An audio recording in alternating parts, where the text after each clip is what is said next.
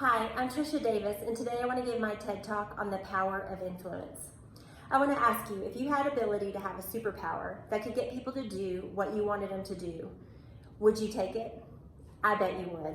I want to tell you about this superpower, and I also want to give you an application on how you can obtain it. It's called the power of influence. Leaders influence people daily, and it is an essential leadership skill.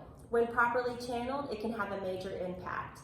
Your ability to influence others and achieve goals often determines how successful you will be, but it can also determine the level of effort that your subordinates will contribute to your team's success. In the book, Give and Take, Adam Grant tells us there's three types of people in this world. They're givers, they're takers, and they're matchers. Givers focus on the needs of others, takers focus on their own needs, and matchers kind of in the middle. It's a tit for tat. You do for me, I'll do for you.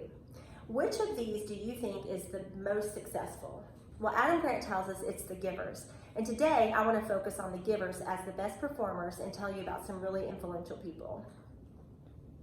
Robert Cialdini is a professor of psychology, and in his article, Harnessing the Science of Persuasion, he tells us there are 6 basic principles of influence. They are liking, reciprocity, social proof, consistency, authority, and scarcity. Let's talk about each one of these individually. Liking. People like those who like them, and Heidi Rosen was very well liked. She's a successful entrepreneur, very well known in the technology world, like under Apple and Microsoft. She's very outgoing by nature, and she spent her career developing networks and relationships, not only for herself, but also networks between people. She would hold dinner parties at her house. She would cook instead of having them catered. It was more personable. She was fun, and she was genuine, and she was down to earth. People liked her, she liked people. The second principle is reciprocity. This is people tend to repay in kind. In the book, Give and Take, Adam Grant tells us a story about Adam Rifkin. He's a film producer, and a lady named Stephanie. When Stephanie was asked who influenced her, she mentioned Adam Rifkin. And even though they only met briefly, he actually advised her through a text message, and she later emailed him and thanked him and actually told him that she wanted to give back. So you remember that old saying, do unto others as you do unto you. That's a good example of this principle. The next one is social proof. People follow the lead of similar others. This application, this principle is to use peer power whenever it's available. We're social creatures by nature, and we rely heavily on the people around us. Increasing your network can actually help you with this principle. And although we tend to lead towards similar others, it's also best to have diverse contacts in your network. This is illustrated with Linus Pauling. In the Uzi Dunlap article, they talk about Linus Pauling. He's actually one of the 2 people that won the Nobel Prize in 2 different areas. And he said the best ideas is to have a lot of ideas, and he contributes his brain power to his diverse contacts. The next principle is consistency. People align with their clear commitments. Again, Heidi Rosen is a firm believer in this principle and is a good example.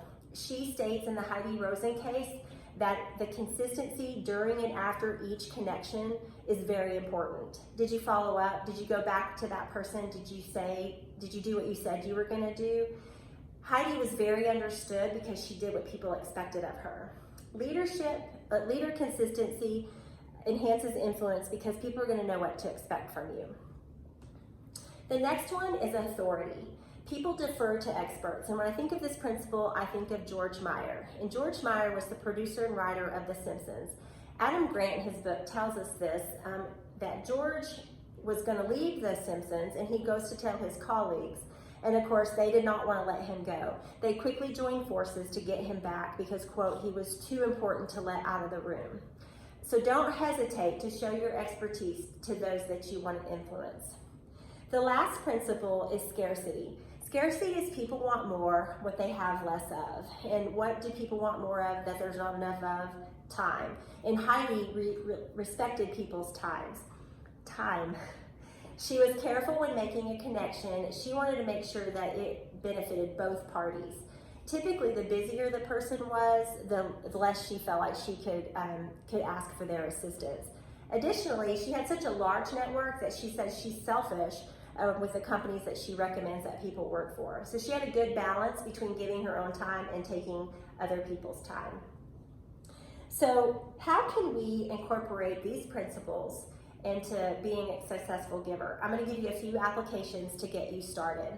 The first one is to build your own network. So to build your network. And in the Uzi Dunlap article, they tell us to first look at your network that you have right now, and then forge better connections in that. The second application is to give generously. Again, Adam Grant in his book tells us to be productively generous. And this is that productive givers focus on the long-term benefits of others. So it's like tough love. People tell people what they need to hear, not what they want to hear. And when you do that, it's going to gain respect and people will trust you as well. The next one is powerless communication. This is a natural language of givers. And again, powerless communicators, Adam Grant tells us, they speak less assertively, they are vulnerable, they rely on the advice and help of others, so don't hesitate to ask for help.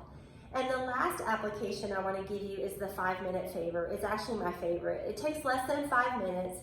It's something that you can do for someone else, like something simple, give advice, make an introduction, and give some feedback. So you can incorporate these principles, use these applications to bring about great change in the people you lead as well as the people around you.